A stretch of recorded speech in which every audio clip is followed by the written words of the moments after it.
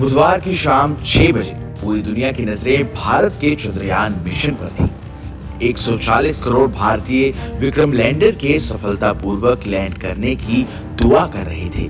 सबकी नजरें इसरो द्वारा प्रचारित लैंडिंग की लाइव स्ट्रीम पर थी और फिर ठीक 6:04 पर जो हुआ वो इतिहास के पन्नों में लिखा जाएगा। भारत चांद पर था। चंद्रयान-3 मिशन का विक्रम लैंडर चांद के साउथ पोल पर सॉफ्ट लैंडिंग करने में सफल रहा। इसके साथ ही चांद के दक्षिणी ध्रुव पर लैंड करने वाला भारत पहला देश बन गया और अब भारत का डंका पूरी दुनिया में बज रहा है। कई विदेशी अखबार जो एक समय पर भारत के स्पेस मिशन का मजाक उड़ाते थे, आज उन सभी अखबारों के फ्रंट पेज पर भारत के चंद्रयान के रचे गए कीर्तिमान की खबर है। भारत का चंद्रयान खबरों में बना ही हुआ था कि विक्रम लैंडर और रोवर प्रज्ञान अपने काम में जुट गए और अब उन्होंने चांद के साउथ पोल की तस्वीरें भेज दी।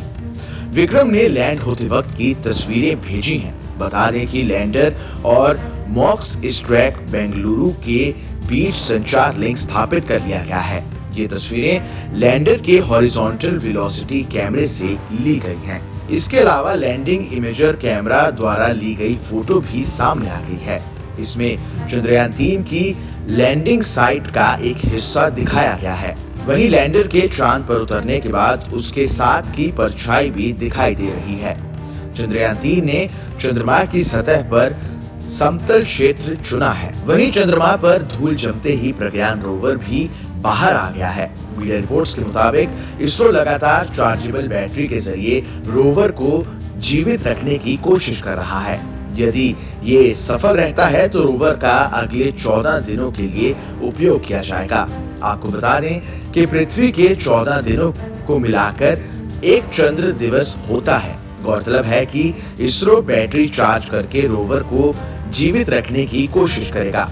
अगर ये सफल रहा तो अगले 14 दिनों तक रोवर का उपयोग किया जा सकता है, जब अगला सूर्योदय चंद्र सतह पर शुरू होगा। आपको बता दें कि चंद्रयान-3 का लैंडर और रोवर चांद की सतह पर उतरने के बाद अपने मिशन को अंजाम देने के लिए सूर्य एनर्जी का इस्तेमाल करेंगे। चांद पर 14 दिन तक दिन और अगले 14 दिन तक रात रहती है। अगर चंद्रयान ऐसे वक्त में चांद पर उतरता जब वहां रात होती तो वो काम नहीं कर पाता। इसलिए इसरो सभी चीजों की गणना करने के बाद इस नतीजे पर पहुंचा कि 23 अगस्त से चांद के दक्षिणी ध्रुव पर सूरज की रोशनी उपलब्ध रहेगी। 23 अगस्त से 5 सितंबर के बीच दक्षिणी ध्रुव पर धूप निकलेगी, जिसकी मदद से चंद्रयान का रोवर चार्ज हो सकेगा और अपने मिशन को अंजाम दे सकेगा। चंद्रमा से आज गुड न्यूज भी है। चंद्रमा पर प्रज्ञान रोवर ने काम करना शुरू कर दिया। इसरो ने कहा है कि प्रज्ञान रोवर अब लैंडर से बाहर निकल चुका है और चांद पर मून वॉक कर रहा है। रात को 12:30 बजे से एक्शन में है ये रोवर। और सबसे पहले देखिए कि वो तस्वीर जब प्रज्ञान रोवर ने रैम के जरिए विक्रम लैंडर से बाहर आकर चांद के ऊपर कदम रखा, उसकी जो तस्वीर आई है वो अपने आप में ये बताने के लिए काफी है कि आखिरकार भारत ने कितनी बड़ी साइंटिफिक, आप कह सकते हैं कि जो ऊंचाइयां हैं उसको छुआ है और हमारे साइंटिस्ट ने वो कर दिखाया जो अब तक तो नामुमकिन ही लगता था। लेकिन जो तस्वीर आप देख सकते हैं कि ये पहिए हैं रोवर के, जिसे हम कहते हैं प्रज्ञान रोवर। और सबसे बड़ी इंटरेस्टिंग बात है कि जब ये रोवर के पहिए चांद के सतह पर चलेंगे तो उसमें इसरो और साथ ही साथ भारत का जो स्तंभ है, यानी कि जो चिन्ह है जिसे हम कहते हैं नेशनल चिन्ह, जिसे अशोक स्तंभ कहा जाता है, वो भी छप जाएगा चांद के ऊपर। यानी कि भारत अपनी जो छाप है चांद पर छोड़ रहा है। और आने वाली जो सदियों में जब कोई भी हो सकता है, जब हमारा मैन मिशन जाए चांद पर तो शायद वो चीज भी तब नजर आएगी। लेकिन ये पहली तस्वीर देखिए, रैम खुल चुका है और रैम से धीरे धीरे जो रोवर है वो बाहर निकला। और इस वक्त ये रोवर, जब हम आपसे बात कर रहे हैं, आप तक खबर पहुंचा रहे हैं, वो वहां पर पिक्चर्स क्लिक कर रहा है, कई सारे डेटाज ले रहा है जो आने वाले वक्त में पूरे दुनिया के काम आएगा। हम आपको बताएंगे कि विक्रम रोवर इस वक्त चांद पर क्या कर रहा है, लेकिन उससे पहले आपको बताते हैं कि लैंडर से रोवर को बाहर निकालने का काम कैसे किया गया। सबसे पहले लैंडर का गेट खोला गया और लैंडर के अंदर सो रहे विक्रम को जगाया गया। और जो उसका रैंप है वो भी एक हिस्से में नहीं था, 2 हिस्से में था, यानी फोल्डिंग था जो खुला। इसके बाद लैंडर के एमिकल कॉर्ड से इसे बांधा गया ताकि तेजी से नीचे ना उतरे, धीरे धीरे धीरे कंट्रोल तरीके से नीचे उतरे और इसके बाद धीरे धीरे रैम के जरिए रोवर को चांद की सतह पर बाहर निकाला गया। और ये पूरा प्रोसेस बेहद ही सावधानी के साथ हुआ, क्योंकि रोवर की स्पीड अगर थोड़ी सी भी ज्यादा हो जाती तो उसे नुकसान पहुंच सकता था। तो हर एक चीज ने माइन्यूट डिटेल इसमें नजर रखी गई है। जब रोवर चांद की सतह पर उतर गया, उसके बाद एक्शन में आने के लिए उसको चार्जिंग की जरूरत पड़ी।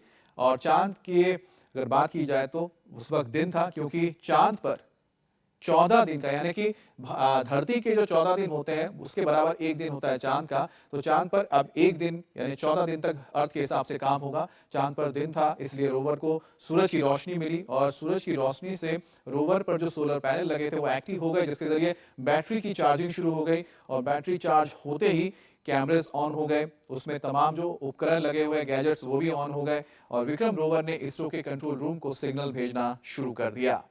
अब अगले 13 दिनों तक प्रज्ञान रोवर चांद पर परीक्षण करेगा। लैंडर से 500 मीटर की दूरी तक वो घूम रहा है और स्टडी कर रहा है। रोवर क्या क्या स्टडी करेगा वो भी आपको बताते हैं। रोवर पर 2 पेलोड हैं। पहले पेलोड का नाम है लेजर इंस्टीट्यूट ब्रेकडाउन स्पेक्ट्रोस्कोप। इसके लिए 2 मेन काम होंगे। पहला ये कि चांद पर मौजूद केमिकल की मात्रा और उसकी गुणवत्ता की जांच की जाएगी। दूसरा काम यह है कि चांद की सतह पर खनिज की खोज की जाएगी, ताकि ये पता लग सके कि आखिरकार जिस हिस्से में चांद कि इस वक्त रोवर उतरा है, क्या वहां पर पहली चीज पानी है या नहीं, और अगर दूसरे जो वहां पर जो मिट्टी है या फिर आप कह सकते चांद की सतह पर जो मिनरल्स हैं वो कौन से चीज के हैं। अब दूसरे पेलोड का भी काम आपको बता देते हैं। प्रज्ञान रोवर के दूसरे पेलोड का नाम है अल्फा पार्टिकल एक्सरे स्पेक्ट्रोमीटर। ये चांद पर एलिमेंट्स की स्टडी करेगा। मैग्नीशियम, एल्यूमिनियम, सिलिकॉन की खोज करेगा। पोटेशियम, कैल्शियम, टिन, लोहा की भी खोज की जाएगी। प्रज्ञान रोवर तो स्टडी करेगा ही, चांद की सतह पर मौजूद विक्रम लैंडर भी कई तरह के प्रयोग करने जा रहे हैं, जांच करता रहेगा। विक्रम लैंडर पर 4 पेलोड रहेंगे। पहले पेलोड का नाम है रंभा। ये सूर्य से चांद पर आने वाले प्लाज्मा के घनत्व की जांच करेगा। घनत्व में हो रहे बदलाव की भी जांच करेगा। दूसरे पेलोड का नाम है चेस्टा। ये अगले 13 दिन तक चांद पर तापमान की जांच करेगा। तीसरे पेलोड का नाम है इल्सा। ये चांद पर भूकंप या फिर कोई भी सेस्मिक गतिविधि होगी उसको ये रिकॉर्ड करेगा। चौथे पेलोड का नाम है LRA, यानी कि डायनेमिक्स यानी गति विज्ञान की जांच करेगा ये।